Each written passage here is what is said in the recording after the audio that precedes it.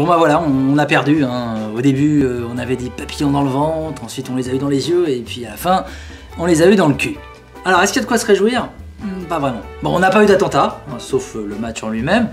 Et Cazeneuve d'ailleurs s'en est félicité en disant qu'il avait bien fait de faire des fan zones, de les maintenir malgré ce que disaient les abrutis de la droite. Hein, la preuve, c'est qu'il n'y a pas eu d'attentat.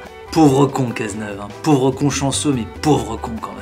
Les 1,4 milliard de recettes prévues par l'étude indépendante de l'UEFA se réduisent chaque jour un peu plus. Hein. Ça, c'était un peu prévu quand même, hein, qu'on avait menti. Non, ceux qui ont des raisons de se réjouir, évidemment, c'est le gouvernement. Exactement comme annoncé, on est rentré dans cette nouvelle séquence. Vous savez, cette nouvelle séquence qui est pile entre vos fesses. Qui permet d'oublier le 49.3, la loi travail, etc. etc. Chat.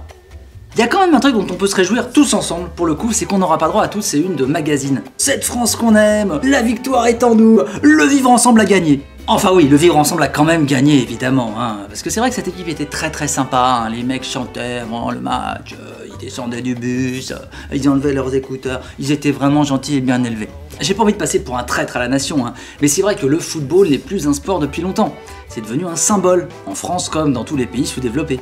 C'est bien pour ça que François Hollande, à l'heure où j'enregistre cette vidéo, est en train de recevoir l'équipe à déjeuner à l'Elysée. Comme ça, ils vont pouvoir lui expliquer la règle du hors-jeu, parce que je pense qu'il a pas très bien compris encore.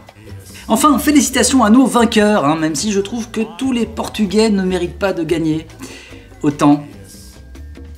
Oui, Barroso, vous savez, il était à l'Union Européenne avant. Enfin, à la Commission, il dirigeait la Commission. Puis maintenant, il est chez Goldman Sachs. Ouais, c'est un petit peu gros, hein, même pour ceux qui sont pour l'Europe ultralibérale, là, ça commence à se voir beaucoup. Ceci dit, je suis très heureux que les Portugais ramènent chez eux la coupe, hein, comme ça ils pourront peut-être la fondre. Ça améliorera peut-être la situation de leur pays, mais j'en doute.